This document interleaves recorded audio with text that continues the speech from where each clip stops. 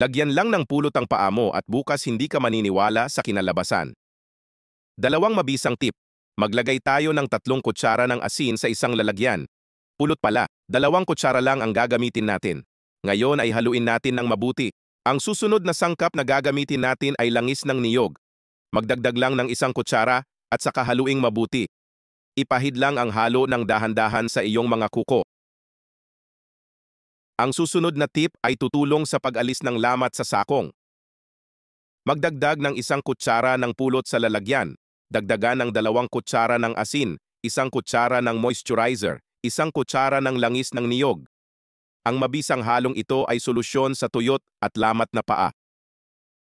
Ipahid gaya ng ginagawa ko, may mahinang pabilog na masahe. Sa unang paglagay pa lang, makikita mo na ang malaking pagbabago sa iyong mga paa dahil ang recipe na ito ay lubos na magpapabago sa mga ito.